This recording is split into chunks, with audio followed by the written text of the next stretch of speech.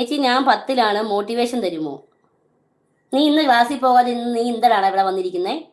രേണുസുതിരെ അണ്ണൻ പോ, വേറെ ഏരിയ നോക്കി പിടിച്ചോ, ഇവിടെ ചെലവാകില്ല എന്ന് പറയുന്നുണ്ട്. അതെ, രേണുസുതിരെ അണ്ണൻ.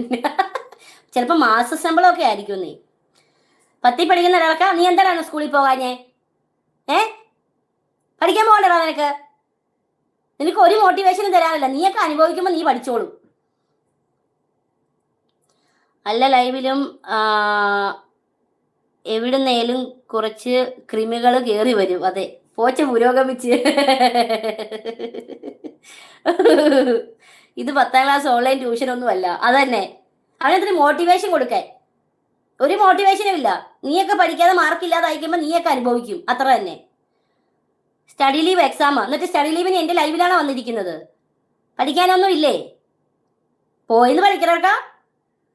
അതാണ് നിമ്മുന്റെ മോട്ടിവേഷൻ. അത് തന്നെ നീയൊക്കെ അനുഭവിക്കും. അത് തന്നെ ഇവിടെയൊക്കെ ഞാനൊക്കെ വന്നിരുന്നത്